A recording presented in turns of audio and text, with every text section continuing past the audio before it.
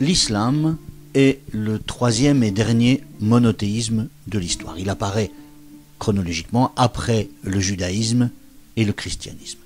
Il repose entièrement sur la prédication du prophète Mohammed, qu'on appelle aussi en français Mahomet, pour le distinguer des musulmans qui portent le même nom.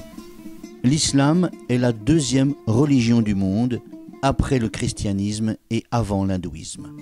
C'est une religion universelle, c'est-à-dire qu'elle s'adresse à tout le monde et d'ailleurs lors du Hajj, le pèlerinage, on peut voir à la Mecque des musulmans du monde entier, européens bien sûr, mais aussi africains, asiatiques, américains. Alors il ne faut pas faire comme de nombreux non-musulmans et confondre musulmans et arabes. Il y a beaucoup d'arabes qui ne sont pas musulmans. Par exemple, on peut être arabe et chrétien ou juif. Et on peut être musulman et africain de couleur. Musulman, c'est une religion, arabe, c'est un peuple. Le centre spirituel et historique de l'islam est la ville de la Mecque, interdite aux non-musulmans. La mosquée sacrée, Masjid al-Haram, abrite le puits de Zamzam. Celui-ci est une source miraculeuse, jaillie dans le désert pour abreuver Ismaïl et sa mère. Au centre de la mosquée, la Kaaba. Celle-ci, point de repère pour les musulmans lors de la prière, est un édifice contenant la pierre noire. Cette pierre noire est une météore, un béthyle, que la tradition dit emmené du paradis par Adam et Ève et placé plus tard par le prophète en personne dans un angle nord-est du mur extérieur de la Kaaba.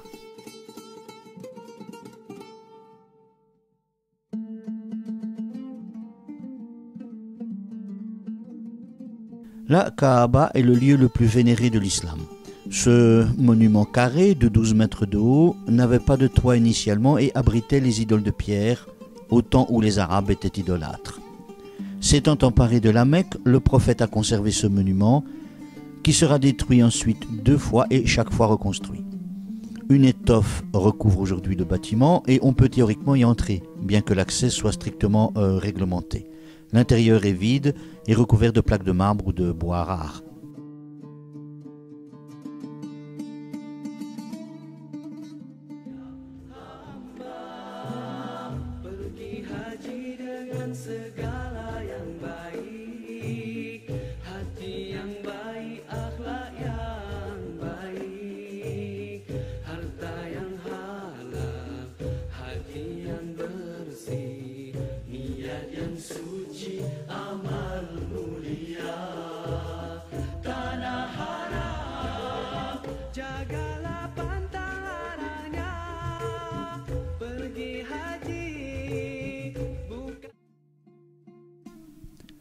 Lors du pèlerinage, le croyant tourne 7 fois autour de la Kaaba. C'est le tawaf, ou déambulation en guise de prière. Le pèlerinage, ou Hajj, a lieu le dernier mois de l'année musulmane et constitue l'un des 5 piliers de l'islam. Chaque croyant en bonne santé et suffisamment prospère a le devoir d'accomplir ce pèlerinage au moins une fois dans sa vie. En 2017, 2 millions de pèlerins venus de 189 pays différents ont effectué ce voyage initiatique. Au cours de son existence, le musulman a donc plusieurs obligations rituelles appelées également piliers de l'islam. Le pèlerinage donc met en premier la profession de foi ou shahada, c'est-à-dire la proclamation de sa foi en un Dieu unique, Allah, et en son messager Mohammed. Il y a aussi les 5 prières quotidiennes, ou salat, deuxième pilier. Les prières ont lieu à l'aube, à midi, au milieu de l'après-midi, au coucher du soleil et pendant la nuit. Troisième pilier, l'aumône, ou zakat, c'est-à-dire l'obligation de songer aux pauvres en leur offrant quelque chose selon ses moyens. Quatrième pilier de l'islam, le jeûne, saoum, du mois de Ramadan. Ce jeûne consiste à ne rien manger du lever au coucher du soleil pendant toute la durée de ce mois lunaire.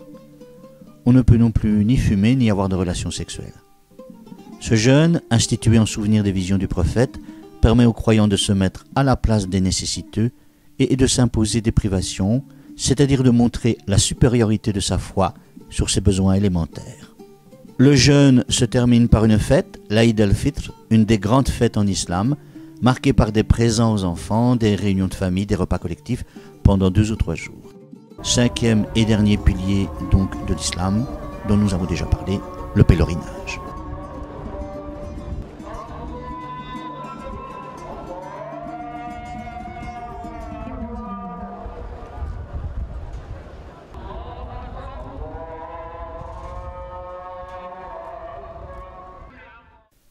La foi musulmane repose sur le Coran, dont nous avons vu l'histoire déjà avec les révélations faites aux prophètes, mais la foi repose aussi sur la Sunna. La Sunna est l'ensemble des hadiths, c'est-à-dire les déclarations du prophète qui expliquaient tel ou tel point de la foi ou précisaient son enseignement. Alors, l'islam rejoint le christianisme dans plusieurs prescriptions, comme par exemple l'interdiction des jeux de hasard ou de l'usure. L'usure, c'est le prêt à intérêt. Autrefois aussi, l'islam condamnait et punissait même sévèrement l'adultère et l'homosexualité, tout comme le faisait le christianisme. Mais contrairement au christianisme, l'islam permet à un homme d'épouser au plus 4 femmes et à 2 conditions. D'abord, qu'il en ait les moyens, ensuite que chaque épouse soit consentante. C'est d'ailleurs souvent prévu dans le contrat de mariage. Cet usage, de moins en moins pratiqué aujourd'hui, vient de l'Arabie ancienne, du temps où les hommes, moins nombreux parce qu'ils mouraient plus jeunes du fait des guerres, ne pouvaient laisser sans protection de nombreuses veuves ou orphelines. L'islam rejoint aussi le judaïsme dans certaines pratiques alimentaires, mais beaucoup moins sévères, puisqu'il interdit seulement la viande de porc, mais aussi la viande des animaux se nourrissant de cadavres, comme par exemple le chien, l'âne, les rapaces ou, plus curieusement, l'éléphant. Notons que l'aliment volé est réputé aussi impur que la viande de porc. L'alcool, comme pour les juifs, n'est pas interdit, mais l'ivresse est proscrite. Mais interdire l'ivresse revient à interdire l'alcool. L'usage non thérapeutique de la drogue est interdit dans toutes les religions, ainsi que le tabac, ce que beaucoup de croyants semblent ignorer le plus souvent. Oui, par exemple, il suffit de se promener dans les rues d'Alger ou du Caire pour voir qu'il y a là-bas un nombre considérable de fumeurs et qui fument partout. Pour terminer, rappelons que l'islam est présent en Belgique, mais principalement depuis la fin de la guerre. Il est la 2e religion de notre pays, avec un peu moins de 800 000 musulmans, soit 7% de la population, qui s'élève au total à 11 millions de personnes. On est loin de l'invasion qu'invoquent les partis d'extrême droite. Ces musulmans belges, toutefois, sont regroupés dans certaines communes. Ils sont 25% à Bruxelles et 5% en Wallonie.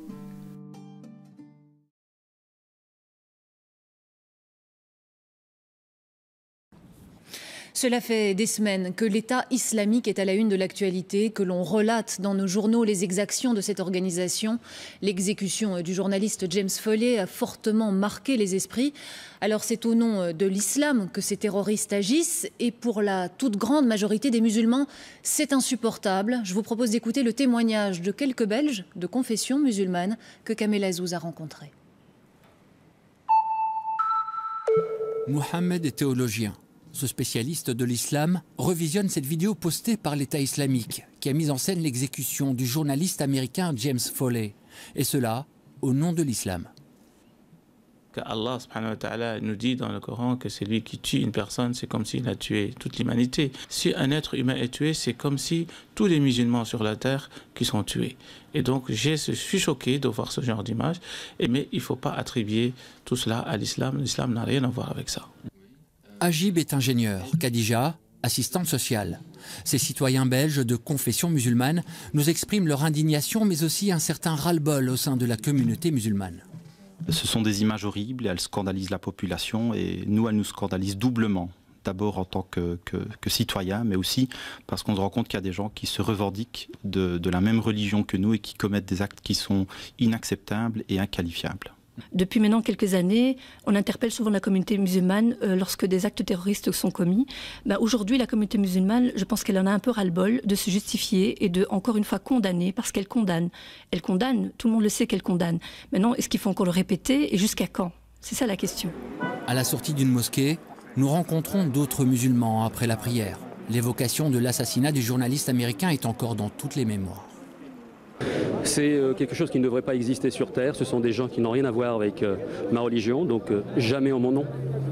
C'est une religion qui essaie de réunir et de passer un message de paix pour tout le monde.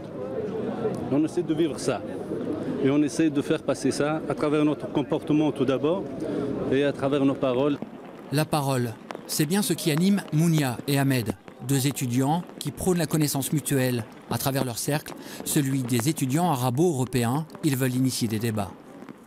Mais je pense que vraiment la première chose à faire, c'est de dialoguer, c'est la communication. Il faut que les personnes musulmanes aillent vers les non-musulmans, que les non-musulmans aillent vers les musulmans pour déconstruire ces préjugés. Parce qu'aujourd'hui, dans les bancs de l'ULB, on voit des futurs cadres. Et si on arrive à toucher ne fût-ce que cela, je pense qu'on va essayer on réussira peut-être à déstructurer pas mal de stéréotypes. Au fil de nos rencontres, on nous a souvent répété qu'il n'est pas question de voir les conflits exacerbés en Irak ou ailleurs dans le monde remettre en cause une société multiculturelle qui est celle de la Belgique d'aujourd'hui. La Belgique est donc par conséquent, et sur le plan factuel, un pays musulman. Et c'est la raison pour laquelle il était important de connaître cette religion, ne serait-ce que pour apprendre à apprécier et à respecter nos concitoyens, nos collègues, nos voisins, nos amis, nos parents musulmans.